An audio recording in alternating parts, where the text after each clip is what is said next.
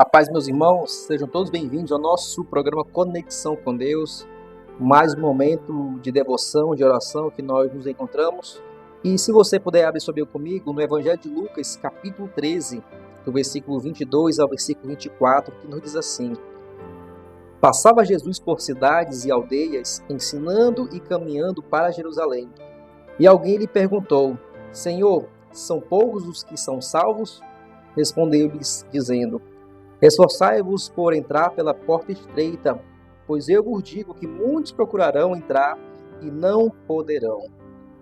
Meus amados, o próprio Dr. Lucas, o autor e escritor deste livro, ele demonstra o ministério terreno de Jesus. Jesus era um evangelista, um missionário, um pastor. E nós observamos que nas suas viagens missionárias, Jesus ele evangelizava, ele ensinava, ele doutrinava o povo.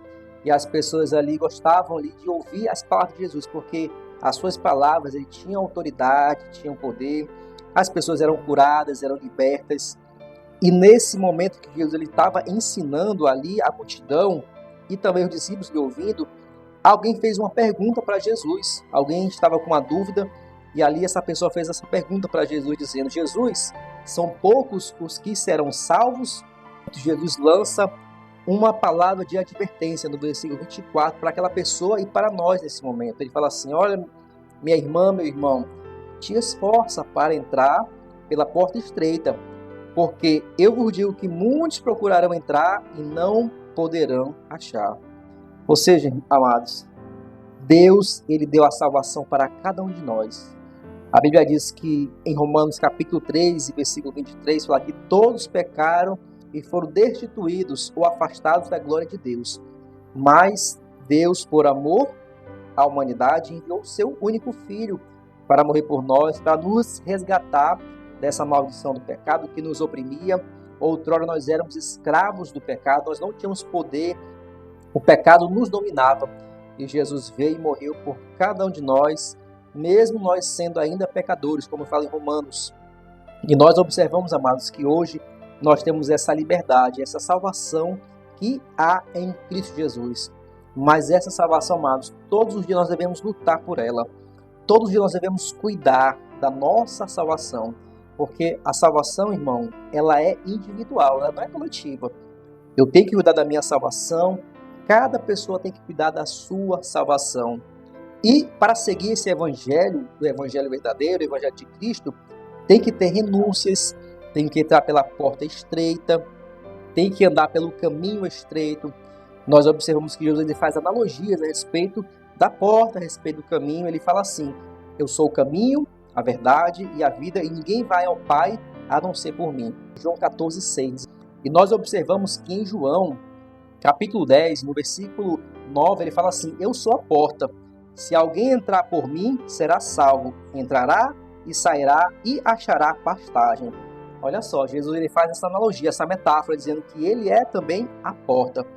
E nós podemos também analisar, amados, no livro de Mateus, capítulo 7, do versículo 13 e 14, diz assim: o próprio Jesus diz: Entrai pela porta estreita, larga é a porta, e espaçoso o caminho que conduz para a perdição, e são muitos que entram por ela. Porque estreita é a porta e apertado o caminho que conduz para a vida, e são poucos os que acertam com ela. Olha só, nós observamos, amados, que a palavra aqui de Mateus, no capítulo 7, do versículo 13 a 14, ela faz essa convergência com Lucas, né? No capítulo 13, do versículo 22 ao versículo 24. E nós vemos que Jesus também, ele é a porta. Então, amados, nós observamos hoje, no mundo em que nós vivemos, na atualidade em que nós vivemos, que há dois evangelhos. Há o evangelho verdadeiro e há o evangelho falso. Há o evangelho que não precisa renunciar a nada e há o evangelho que você precisa renunciar muitas coisas. E nós vemos que Jesus, amados, ele pregou o evangelho raiz, o evangelho verdadeiro, o evangelho genuíno, o evangelho puro, o evangelho que você precisa renunciar aos seus prazeres para herdar a vida eterna. O evangelho que fala que você precisa carregar sua cruz. O evangelho que Jesus pregou diz que você precisa seguir ele, né? E nós vemos que o próprio Jesus ele dá uma palavra para a multidão e para os discípulos em Mateus capítulo 16, no versículo 24. Ele nos diz assim: se alguém quiser ir após mim, negue-se a si mesmo, tome a sua cruz e siga-me. Olha só, amados. Ou seja, o Evangelho, ele também nos indica que nós devemos renunciar ou negar a nós mesmos, os nossos prazeres, os nossos desejos, aquilo que a nossa antiga natureza pecaminosa quer realizar, quer fazer, ela quer que o nosso corpo faça. A Bíblia fala para a gente não fazer, para a gente renunciar a isso, negar-se a si mesmo, negar o prazer que você quer cometer. E a Bíblia fala para você negar esse prazer e tomar a sua cruz, né, e seguir a Jesus. E a Bíblia diz, amados, o próprio Jesus fala aqui, poucos entrarão por esta porta. Como fala aqui em Mateus, capítulo 7, no versículo 14, fala assim: porque estreita é a porta e apertado o caminho que conduz à vida, e são poucos os que acertam com ela. Ou seja, são poucos que vão adentrar ou passar por essa porta. São poucos. Porque, irmãos, nem todos querem renunciar. Nós observamos e vemos nas mídias, nos canais, nas redes sociais, os evangelhos fáceis, em que a pessoa não precisa renunciar a nada, que Deus só quer o seu coração, que Deus não quer seu corpo, que Deus não quer sua alma. Mas, irmãos, Deus ele quer você por completo. Ele quer teu corpo, quer templo e morada do Espírito Santo. Ele quer a sua alma, quer a sede das tuas emoções, ali onde você ali armazena o teu consciente e também o teu espírito, né? O próprio apóstolo Paulo, em 1 Tessalonicenses, capítulo 5, versículo 23, ele fala que nosso corpo, alma e espírito sejam conservados irrepreensíveis até a volta de Cristo. Veja bem o que Paulo fala. Ou seja, Deus, ele tem ciúme do teu corpo, da tua alma e do teu espírito. E ele quer que você conserve este corpo, esta alma, este espírito puro, íntegro, irrepreensíveis até a vinda do Senhor Jesus. Amém, irmão? Que você, nesse momento, possa fazer uma reflexão na sua vida e ver qual o caminho que você está seguindo, qual a porta que você está querendo abrir. Que você possa, nesse momento, que todos nós vamos fazer essa reflexão na nossa vida e compreender que a salvação está aí. A salvação é dada por Cristo Jesus para cada um de nós. E nós recebemos ela pela fé. Mas todo dia nós devemos lutar. Todo dia nós devemos lutar pela nossa salvação. Então, irmão, minha irmã, você que me ouve neste momento, que você venha lutar pela tua salvação. Lute, minha irmã, pela tua salvação. A própria palavra fala aqui em Efésios capítulo 2, versículo 8, diz assim, que nós somos salvos pela graça. Isso não vem de nós, é dom de Deus, para que nenhum homem, nenhuma mulher, ninguém se glorie, se fosse pelas obras, mas nós somos salvos pela graça e mediante a fé. Mas essa graça nós devemos lutar todo dia por ela, para que nós venhamos a cada dia estar firmados, porque nós não sabemos o dia de amanhã. Nós não sabemos. Amanhã eu não posso estar mais aqui nessa terra, né? Nós não sabemos. E que você, amado ouvinte, possa compreender, possa examinar esta palavra, que o Espírito Santo possa lhe direcionar neste momento, em que você possa fazer um panorama espiritual da sua vida e que você venha analisar qual caminho você está trilhando neste momento.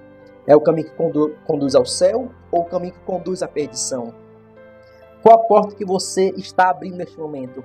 É a porta que lhe dá acesso à salvação ou a porta que lhe dá acesso à perdição? Que você possa, neste momento, todos nós possamos fazer essa análise na nossa vida e que o Espírito Santo possa nos direcionar, que nós possamos a cada dia andar neste caminho que conduz à vida eterna. Amém? Que Cristo ele quer te dar, minha irmã, meu irmão, a salvação. Que você possa abraçar e possa segurar e possa lutar por esta salvação que é dada a você mediante a tua fé em Cristo Jesus. Amém? Eu te convido a orar comigo neste momento. Pai querido, mais uma vez nós entramos na tua presença, Senhor amado, te glorificamos, te adoramos, ó Deus Trino, porque tu tens sido Deus maravilhoso, tem nos guardado, tem nos protegido, tem nos livrado, Senhor, de acidentes, de assaltos, tem nos livrado de todos os males, todas as setas espirituais que nós não vemos, nós não contemplamos, mas o Senhor tem nos guardado, o Senhor tem nos dado fogo de vida, o Senhor tem abençoado as nossas famílias, os nossos entes queridos. Obrigado, Senhor amado, por este privilégio de estar vivo. Obrigado, meu Deus, que o Senhor possa a cada dia abençoar também a cada inscrito desse canal, Senhor, a cada filho teu que tem ouvido este momento de devoção, de oração, que só possa abençoar o teu servo, a tua serva, possa fortalecê-los, possa guiá-los a cada momento, Pai.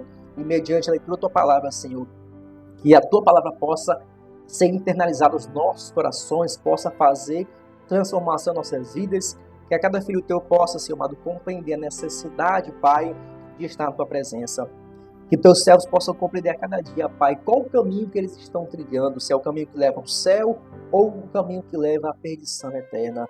Ah, meu Deus, nós possamos a cada dia andar, meu Pai, neste caminho estreito, nesta porta estreita, Pai, nesse caminho de renúncia, nesse caminho de obediência, Pai, que nós possamos a cada dia andar, meu Pai, sendo guiados por este verdadeiro evangelho, pela tua verdadeira palavra, Senhor.